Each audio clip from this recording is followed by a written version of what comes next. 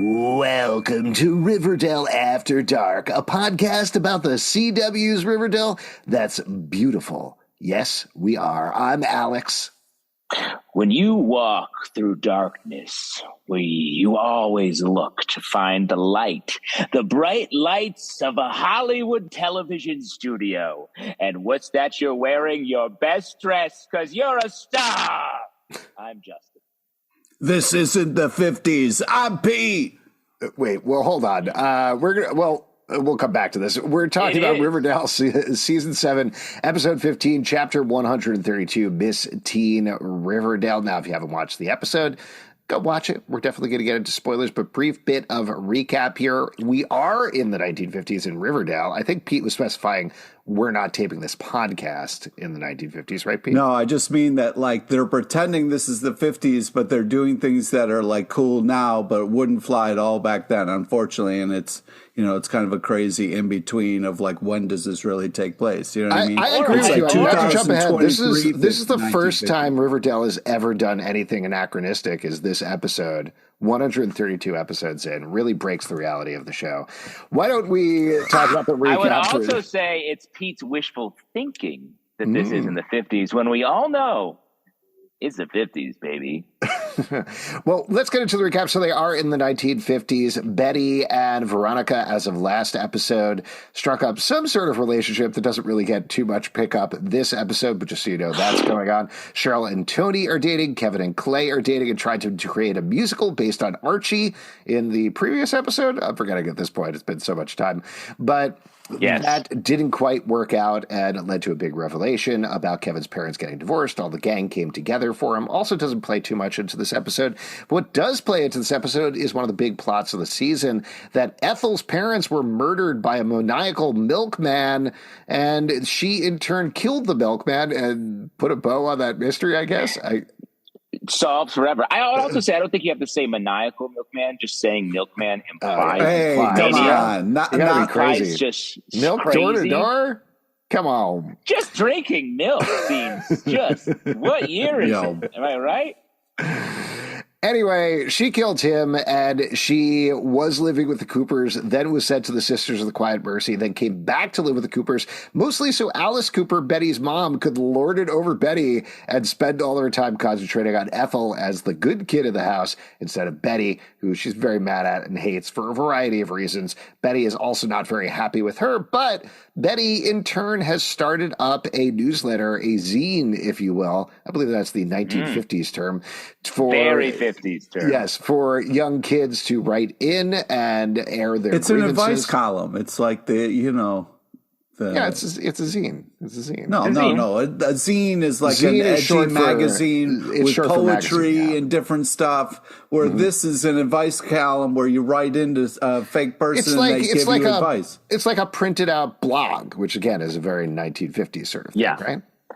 Pete? Yeah, they invent a lot of words in this show for stuff. So, was Pete so sad about this? If he thinks this is sad, this whole thing is sad. We're counting down episodes, and we'll never get out of the 50s, and the show's just going to end in the 50s. Hold on. I do want to talk about that in a second, but just to wrap up the recap here. So the other big plot line that you probably need to know about this episode is Fangs and Midge are together. Midge is, at this point, I believe, 16 months pregnant, something like that. Hasn't started to show exactly yet, but that's something they've been grappling with. The plan that Tony had was Fangs has to become real famous in like 4 weeks. So far, that hasn't happened necessarily, but they're still working things out, and that's something we deal with in a big way in this episode. Also, there are boys on the show, but who cares about them? Doesn't matter. They're a bunch of goofballs, so come on. Here's what I wanted to say, Pete, about this episode as a whole, and this ties into what you're saying, I definitely had a palpable feeling watching this episode of like, ooh, after this, there's only 5 episodes left. What's the plot of the show? Where are we going? What's going on here? But at the same time, I loved it. I mean, let me say, Pete's the king of the anxiety of the season series coming to a close. But I also felt in this episode, I was like, what are we doing? I mean, it's a great episode. Great episode, great relationships on display, love all that. But I was also like, we got to get to the business here, gang. No, Let's don't go. get me wrong. I love Ethel Muggs, but also just like, you know, we're having a Miss Universe pageant or whatever the fuck this is. You know what I mean? Like, I believe it's this is in the Miss 50s. Teen Queen Riverdale. Yeah. But you know, we're making commentary about how bullshit this is, and men shouldn't judge women, which is right. But we're in the 50s, so it would be like, why are you talking? You know, so like it's a little maddening, but very progressive, which is enjoyable. But it's like, stop lying to me. You're in the 50s.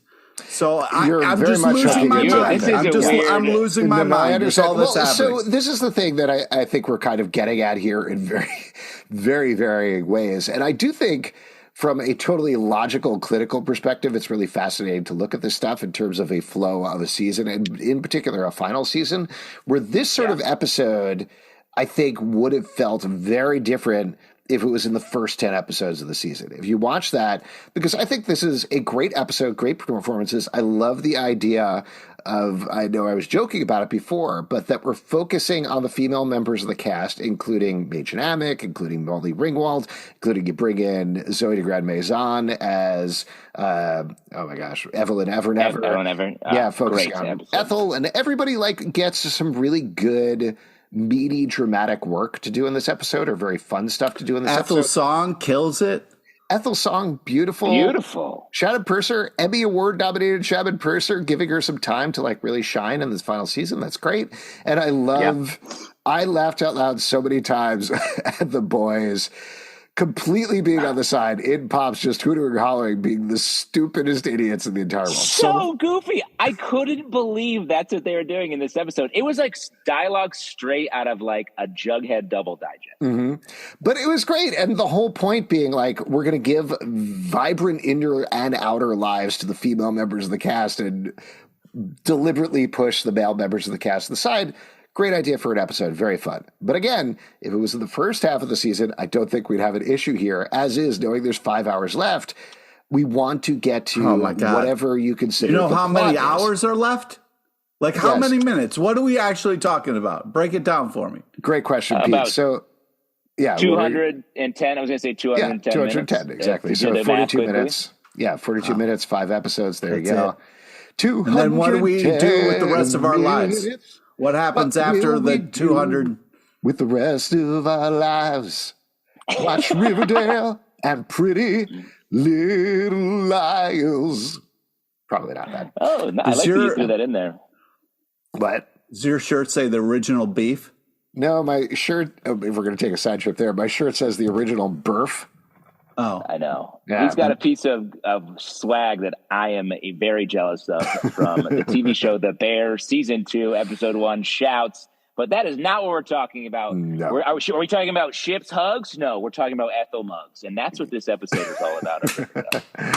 Well, that's the thing. Just to kind of wrap up this portion of the discussion, I think whatever you feel the main thrust of Riverdale is it the murder mysteries? Is it in this season the 50s teen revolution like you talked a lot about, Justin? Is it the ships? Whatever you think it is, that's not what they're dealing with in this episode exactly. Like, definitely the whole 50s teen revolution thing. Like, it pushes that forward, but it feels like it pushes it forward by inches rather than feet.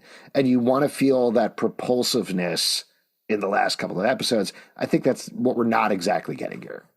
But let me throw out, I feel like, I bet this is the last episode that isn't sort of setting up for the finale.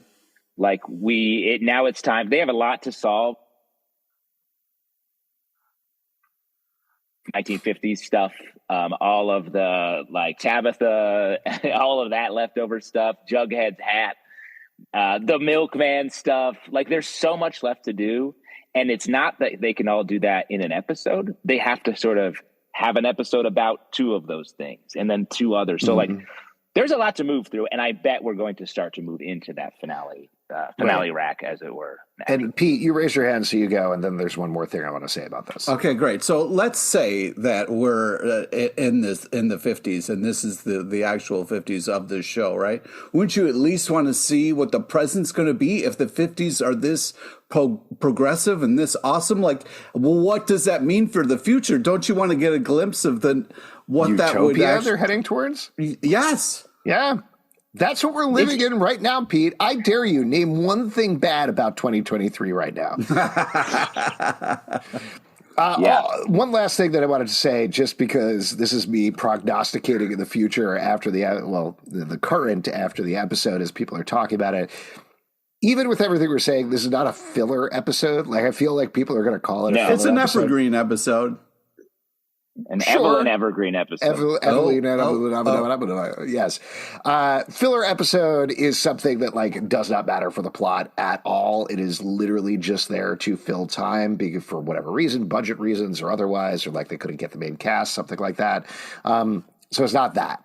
They are pushing things forward, but they're just focusing in a different direction. And I think there are other directions we would hope that they focus on in these final five, but we'll see. Well, I would go beyond that and say this is a fantastic episode of Riverdale. Yeah. Technically, one of the better written episodes of maybe the whole series. Like, I thought a lot of just the Betty Alice stuff was so good. Everything felt like it was hanging together. We were really feeling the Fangs Midge relationship. I feel like I would live and die for these two. This is our like Teen King and Queen over here. So that's really fun.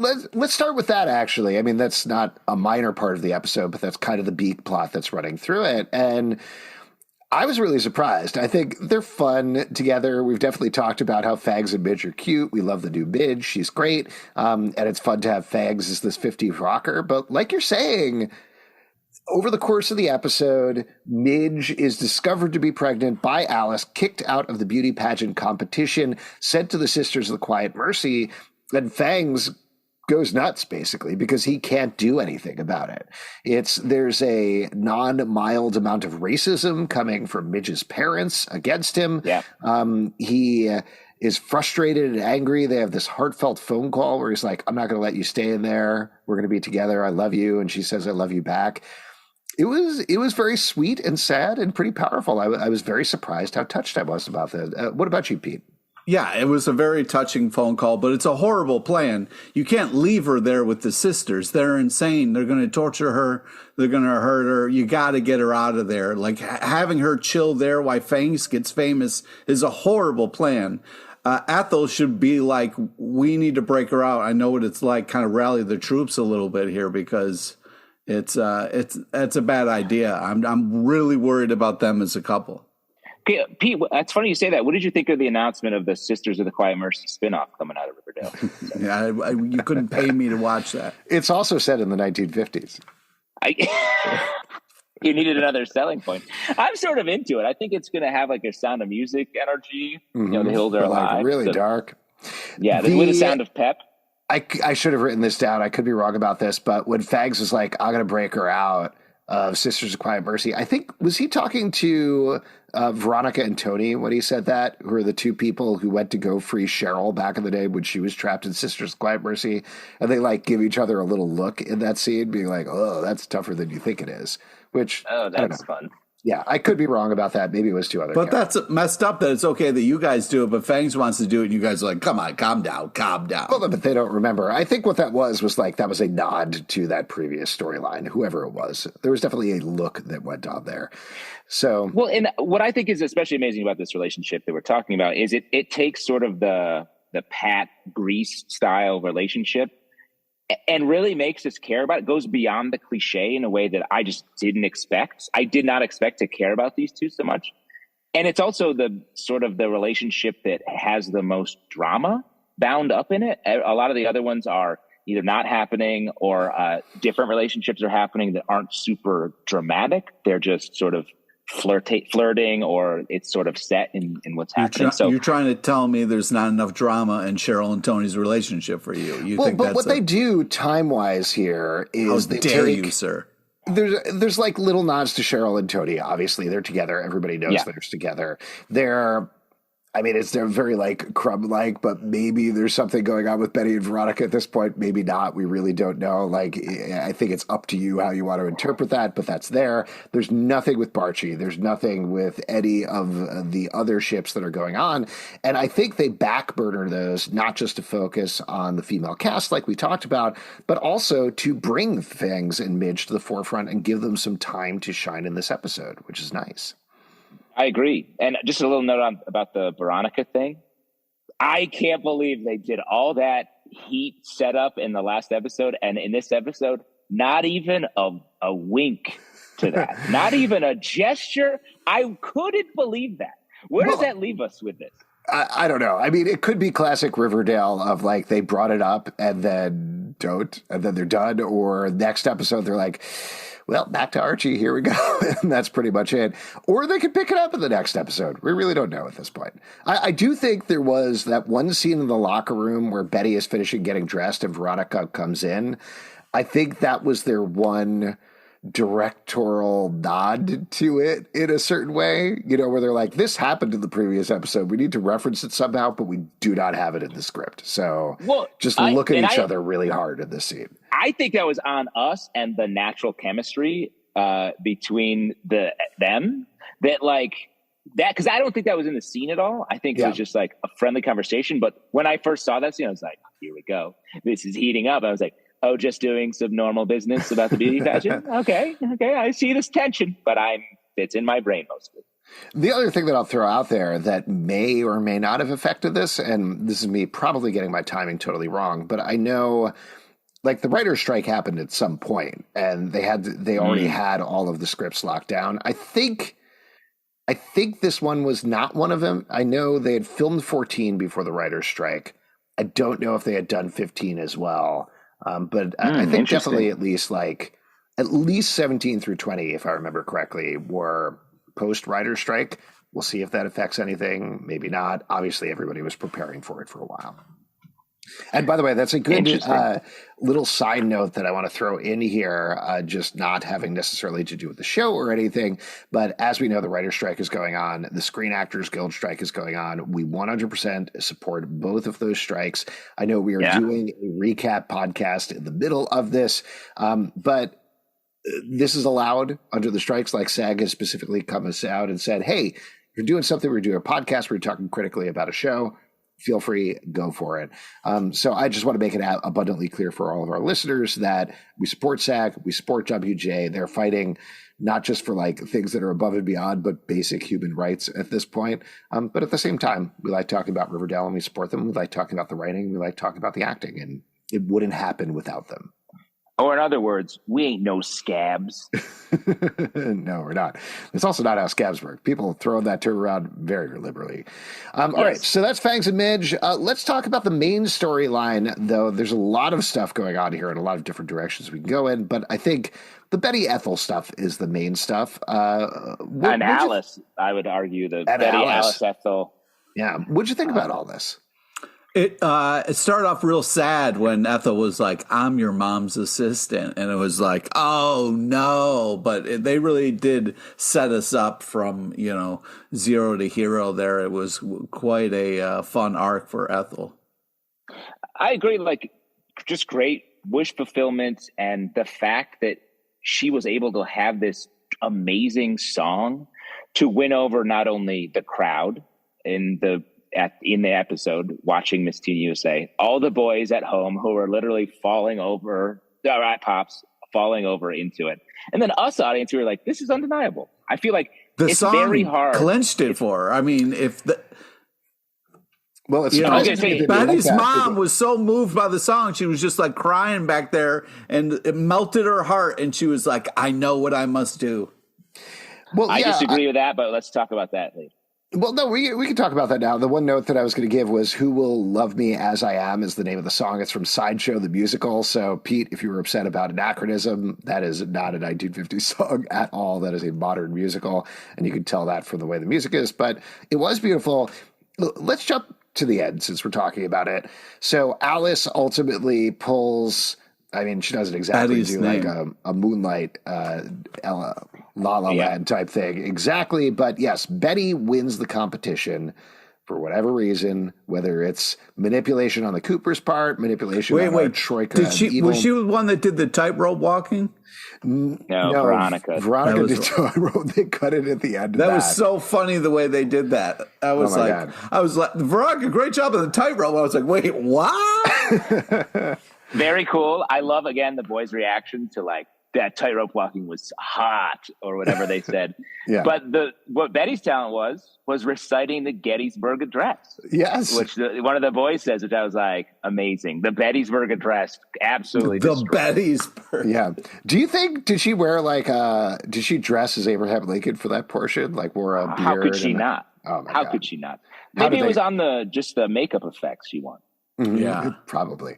Whatever it is, whether she run on skill or otherwise, Lincoln. yes, she never go full won, Lincoln. I say, but ultimately Alice gives it to Ethel, and then there's a fantastic scene at the end of the episode where Alice reveals this to Betty and says, "Did I do that because I didn't want you to win, or did I do that because I fell for Ethel? I guess you'll never know." So it sounds like we have a disagreement here, Pete. You think she legitimately, through emotion, gave it to Ethel. Justin, you feel otherwise? I have two sort of ideas here. They cut to her like 3 times crying behind the curtain, bro. She was clearly struggling with the choice she was going to have to make. She knew what was coming, but the song got to her. It melted the ice around her heart. This is one of the deleted scenes. They put this online earlier, but there's a scene, Evelyn, for her performance, does onion cutting. Like she cuts up a crazy amount of onions. So that explains why Alice was crying. Yeah. Because of Evelyn's onions. Yeah. Evelyn's onions. She's all onions in this episode, which I all onions, baby. Love. But staying with the Alice thing, I think there are two paths. I think we get a lot in this episode about like what Alice wanted to be a flight attendant, or you think it's because Alice doesn't think Betty deserves it. I think it's a little bit like, wow, if Betty wins this, she's going to achieve my dreams. And I think she is vindictive enough to not want that to happen. That's sort of the dark parent take.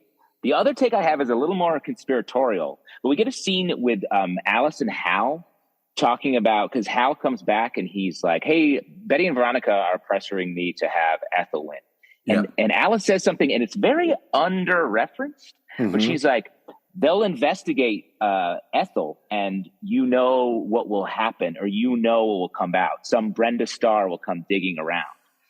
And I think that alludes to the fact that maybe Hal is somehow involved in the killing of Ethel's parents, either as the milkman murderer or sort of some puppet master of milkmen. And I think Alice purposefully chose Ethel to win to get Hal busted so that she can escape from the life that she feels because of her conversation with Betty trapped in. So I think this is a master plot of Alice to get Hal caught, and so that she can go live the life that she wants to live, which, as we all know, is on the back of FP's motorcycle. Except we're not going to see that. We're never going to see that. But what if what you're saying is true, but the song moved her so much she couldn't go through with her evil plan? No, with the evil plan is what she did go through with. Well, but I think this might lead to her dream. She achieves her dream. Maybe we leave her at the end of this series as a flight attendant. I love that idea. I will say that definitely stood out to me as well, that whole scene. My first reaction was Ethel is their child or something, is maybe something that we're going to find out, which sounds crazy to me. But to throw out another crazy theory that I saw bumping around this week, we were talking about this in our Patreon Slack. People were wondering what happened to large baby Anthony. And somebody had thrown out a theory that Fangs and Midge's baby will be big baby Anthony. even though genetically that makes absolutely no sense to go from Tony and Fags to Midge and Fags, I could 100% see Riverdale doing that. Same as I could see that like Ethel is a love child of Hal and somebody else or something like that. Or it could be Hal killed her parents for whatever reason because he's the Black Hood, and Alice doesn't want that to come out. So there's a lot of possibilities there. I really do hope that was not just come digging in terms of it's embarrassing that Ethel is living with us. I hope that there's something more going on there because we've had so many hints that Alice and Hal are hiding something this season. I feel like that's got to pay off in some way. Well, and also in that scene, Alice says that she's spent her whole life cleaning up Hal's messes. Mm-hmm. So I do think that's where we're headed from that storyline's perspective. And maybe Alice really pushing to get Ethel into the house is, just like a guilt that she has for being complicit in perhaps the death of the Muggs family, the Muggs parents, that is. I guess we'll see what happens. There are a bunch of other great things here. I love Tony in this episode. I mean, I love Tony in every episode, but so funny. There was the line, when they're walking around in the circle and Tony says she doesn't need somebody telling her how good her backside is. And she says, I know how she played. That made me laugh out loud. Very funny line. Well, let's just say, and again, credit to the writing. This is one of the funniest episodes I've seen in a while, maybe of the season. The Evelyn Ever Never stuff is just all bangers. The fact that she's sitting there being like throwing out all these nasty lines, and they're like, Evelyn, who invited you to this? Like the cut back and forth to all that, I thought was so funny and just so well done. Evelyn is such a great little spoiler in the mix character that I think it's great. She was great. The whole mix was great. Like we talked about a lot, the language was out of control in this episode. There's so many things, and I haven't looked them up, but like there are so many things of like that people can't possibly have said that. You're making it up. The goon from Saskatoon. Oh, yeah, I wrote that one down. Yeah, the goon from Saskatoon was hysterical. I would like to say, as far as like funny parts, the Ethel dream sequence where she was like, man, I wish my parents were alive. And she's like, they are! They are! Yeah. That was great. We get a little bit of Ethel head in the scene as well, where he's like, of course I'm your boyfriend, Ethel. Very cute. Mm-hmm. That was very nice. All very fun. I also wanted to talk about, I think, just a very small thing, I think Dilton is the ultimate utility player this season. We get the little nod of him replacing Ethel as Alice's assistant.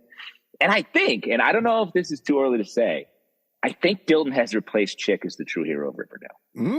I thought you were going to say, I think, and this is just a theory, Dilton has a giant hog. Yeah. Just a theory. Brother, just throwing it out there. That's not a theory. That's cold, hard, girthy fact.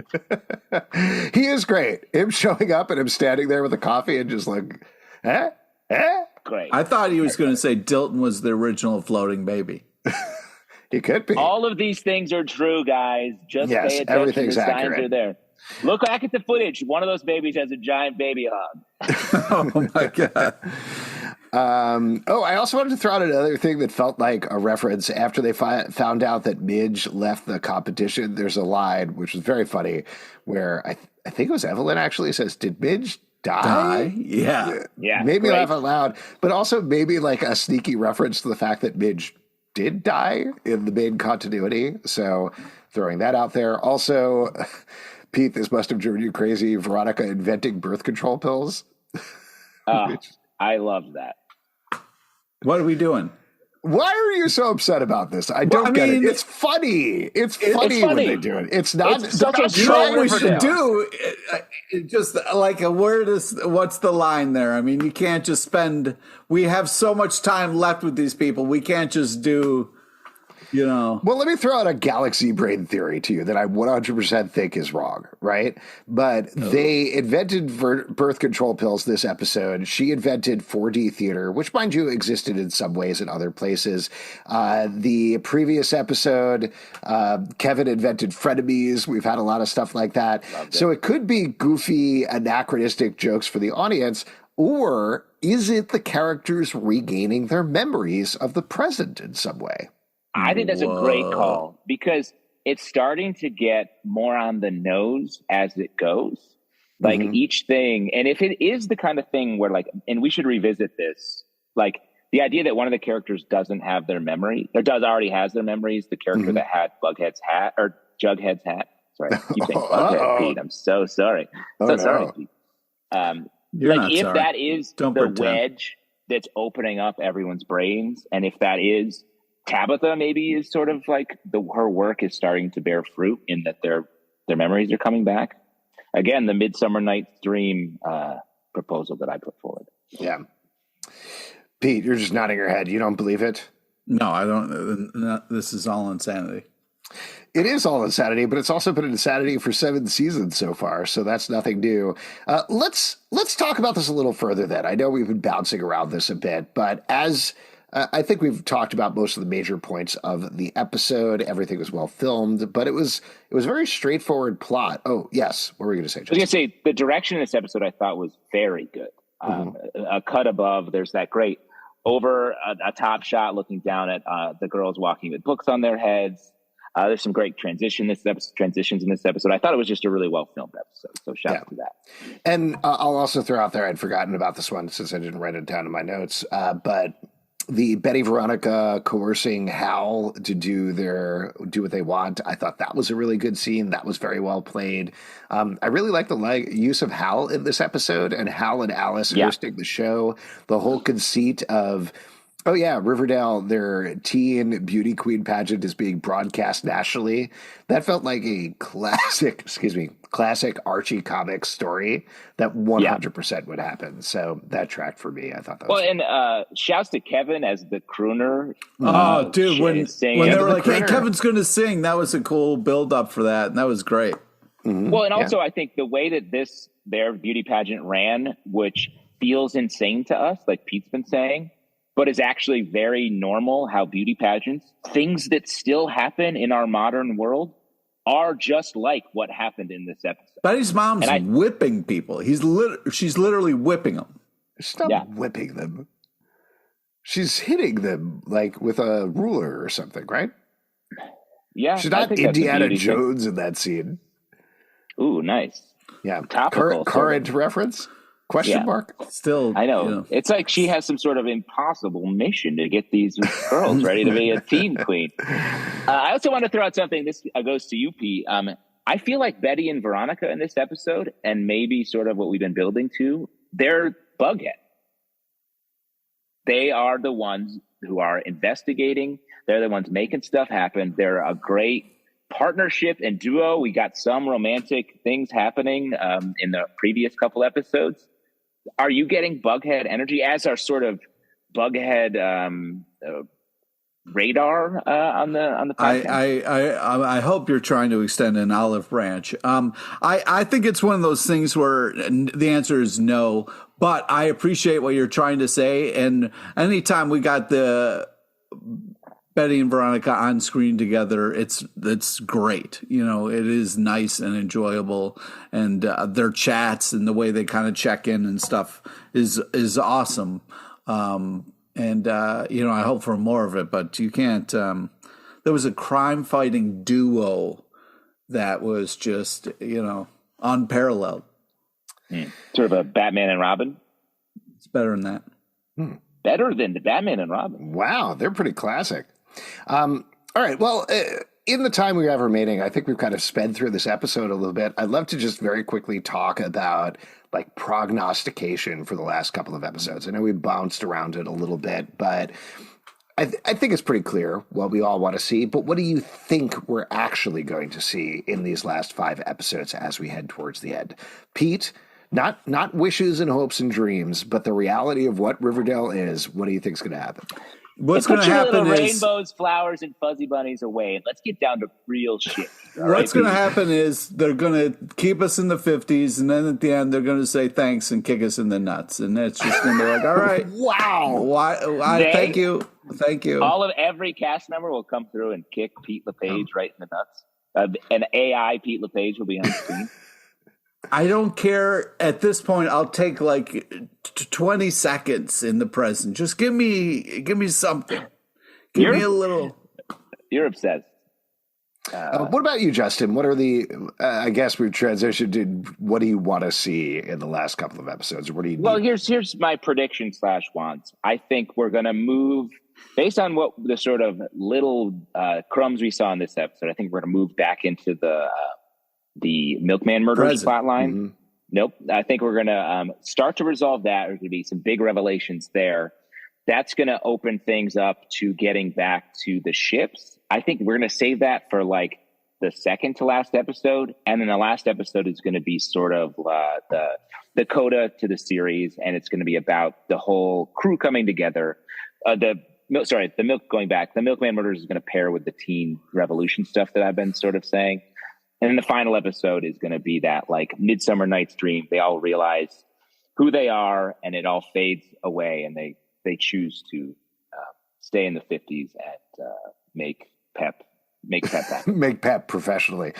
I think you're right. I mean, I think the big thing is everybody is kind of wondering what is going on with the ships, what's going on with the plot. I do think we're going to get back to that probably in a big way, or at least peppered out over the last couple of episodes. The show is built on mysteries. I don't think they've forgotten that. Like, people say, oh, God, the writers forgot that thing. Sometimes they choose not to do a thing, but I don't think they forget to do stuff. They aren't like, oops, forgot that's what our show is about. Sorry, guys. So we're going to get some sort of mystery elements in some way towards the end of the season. I do think we're going to get some sort of resolution in terms of ships. I've certainly heard a lot of rumors and things about what may or may not happen that I don't want to talk about here. But ultimately, I think like I've talked about, as long as there is a good emotional resolution for the characters, it ultimately doesn't matter. The big one that I want to see that I feel like has been a lot of part of the discussion over the past couple of weeks is I want to see Erin Westbrook as Tabitha Tate. She is sorely missed, and a lot of people are starting to feel like she was shafted by this final season.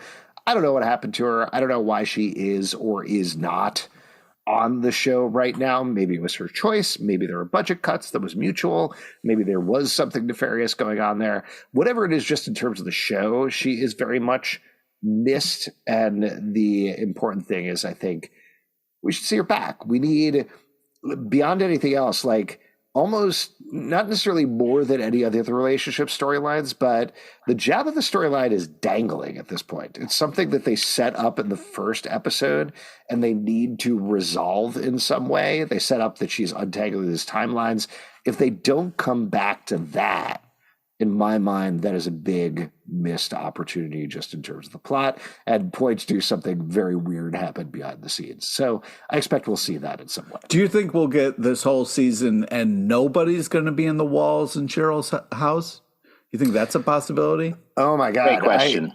I think the last shot will be Penelope coming out of the walls and doing just fine. That would be amazing. Yeah. Maybe that's the way back to the present. Is through the walls. Through the walls. Man. Oh, man. It's a whole Narnia thing. Very cool. Yeah, exactly. All right. Why don't we wrap up here? I think, Pete, you are the winner of this year's Miss Riverdale Teen Queen. Congratulations. You've got a new car. You've got a Your scholarship. song was beautiful. Yeah, it was gorgeous. I don't want your money. I don't want your fucking bullshit. You can't judge me. That's a ridiculous thing. Yeah, Justin, your reading of the Declaration of Independence was a little bit lacking, to be honest. The Declaration of Justin. Wow, giving us notes after the judging. That's what you do, right? This For is next year? harsh. Yeah, I don't know if they rarely light up Miss Idaho and say like, "Hey, you could have been a little bit better in the tap dance." All right. Well, regardless, before we wrap up here, why don't we talk about? Oh, yeah. What is I want to say one more thing. Yeah. Again, on the writing of this episode, this was such a great sort of short story of an episode with like a great twist at the end. Like everyone was sort of very fun and at the top of their character intelligence throughout. The boys was very funny. Like I just think this was a very great episode on the writing side. I the agree. Twist at the end was really it was a fun twist for sure. It was a fun twist. Yeah. It was really well acted. It was really well written. Again, sort of thing you can't get without actors and writers who are on strike fighting for their rights right now. So go and support them however you can. Before we wrap up here, why don't we talk about the MVP of the episode? Pete, who is your MVP? Well, I gotta give it to Betty. She killed it. It was quite a Betty episode, And I was I thought her to dialogue with her mom at the end was really nice. Nice. Justin, what about you? I'm going to keep it right in the Cooper family and give it up to Alice. I thought she had an epic episode, was able to be a great villain, a character we also had sympathy for. It's hard to be all of those things. And carrying out this sort of subterfuge and this revealing these very small little pieces of the mystery in a way that doesn't put it on Front Street, I thought was very well done. And Alice all day, air day. I think that's harder to say. Yeah, that is hard. I'm going to give it up. You're going to keep it in the Cooper family? You're going to keep it in the Cooper family? Yeah, What's for going Hal. on? I'm going to give it up for Hal this episode. No, Malcolm Monroe, great. I really did like Hal in this episode, but I'm going to give it up for Ethel. I think Shannon Purser, like I've been talking that song. About. Oh my God. But there were multiple times like she got me choked up throughout the episode, just the earnestness and the sadness that she's bringing through. What a big week for Shannon Purser between this episode. She also did an ad for potatoes, I think. She came back as Barb from Stranger Things, and that was all. Every time I go into TikTok, people are like, what's going on right now? Barb is doing an ad for potatoes? This is weird. But it's a very fun ad.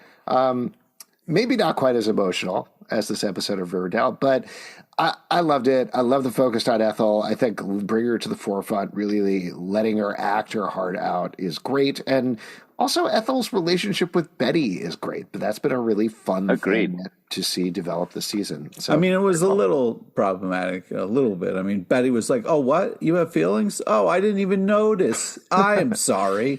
This is too big of a topic. I didn't see you suffering right next to me while I was living a Barbie dream over here. Mind you, this is too big of a topic to talk about right at the end of our podcast as we're about to wrap up here. But certainly there has been a fair amount over the course of 7 seasons of our 4 main characters being like, hold on, I'm sad, but other people are sad? Other people can get sad? Main character syndrome, because they are main characters. Yeah, they are actually main characters. They have a healthy amount of main character syndrome. If you'd like to support this podcast and all the podcasts we do, patreon.com/comic book club. Also, we do a live show every Tuesday night at 7 p.m. to Facebook and YouTube. Come hang out. We'd love to chat with you about Riverdale, Apple, Spotify, Stitcher, or the app of your choice. To subscribe, listen, and follow the show at Riverdale After on Twitter, Riverdale Dark. I should have looked this up. We have a bunch of social outlets. Just find them. It's fine. Don't worry about it. We'll see you after dark.